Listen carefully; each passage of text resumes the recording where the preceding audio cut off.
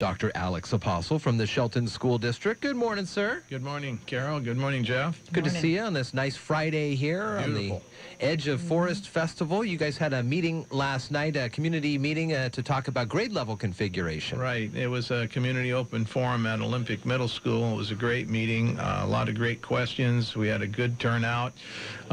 People are supportive, at least in this community forum, of the model of education that the Citizens Committee has arrived upon. But it was a very, I thought, a very well-attended meeting, good conversation, and there's a lot of support in terms of the direction that we're going in terms of the bond. Last week when we talked with you, it was some potential ideas of a K through 4, maybe a 5-6, a 7-8, and then the high school scenario. Was that brought up, and then how are people thinking about this? Well, the model is, pre-K 4, 5-6, and then 7-8, and then a 9-12 high school. You know, the intermediate would be 5 through 8, and the high school 9 through 12. Again, there was a lot of support for that concept. There's a lot of support from the community. I personally have not heard any negative comments about it, but we're going to make sure that people are well aware of where we're going, and so we have some work to do in terms of communication and getting people involved in the discussion, but last night was a good first step. Sure. So how would that look like if you split up the 5-6 and 7-8?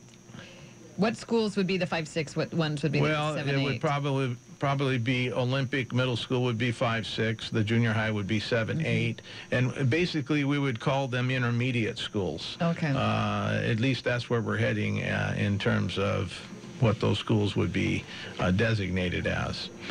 But it's pretty exciting.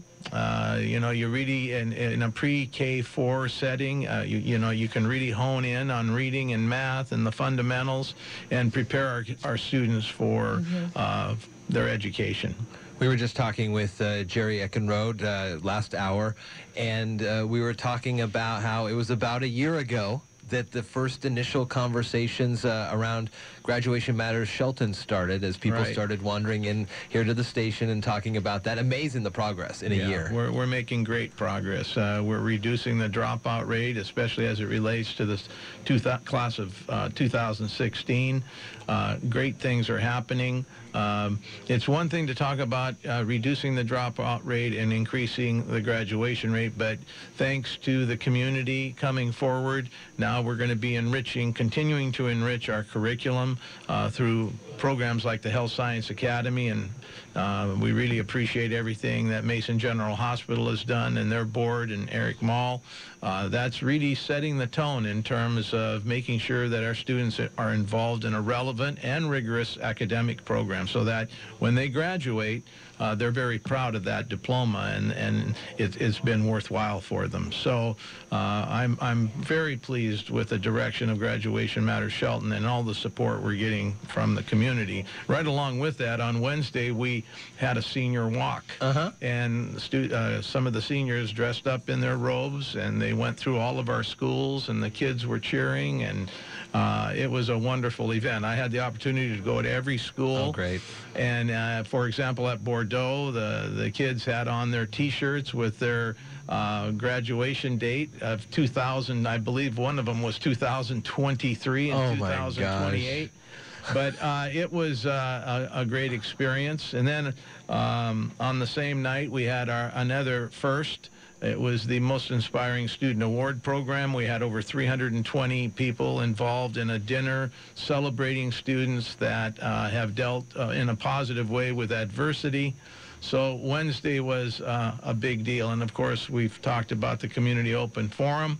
So a lot of good things happening in the Shelton School District, and it's all due to great people doing great things every single day, and our community stepping up to the plate and supporting our school district. Next week you have a meeting about the bond issue. Yes, you've got June Choice High School graduation and Shelton graduation, so a busy week next week. Busy week next week, but all exciting activities. So the bond meeting is on Wednesday. Yes, June And, 8th. Where's that going to be? That's going to be at Shelton High School in the library at 5:30. Okay, great. And people are invited to attend.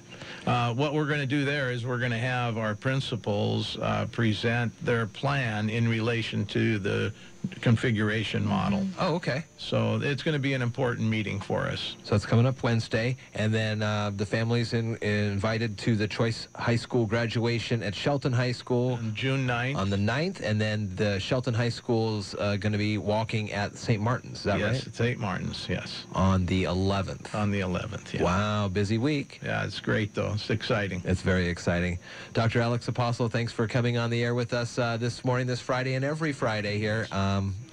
Have fun at Forest Festival. Thank you. We'll see you around. And I'm going to be judging at the all right. in that event, so I'm looking forward to it. It's my first Forest Festival activity, and it's going to be great. But thank you for having me, and have a good rest of the morning.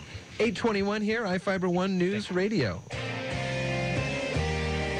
ABC Entertainment News. Here's Jason Nathanson. Turtles could top the box office. Time to take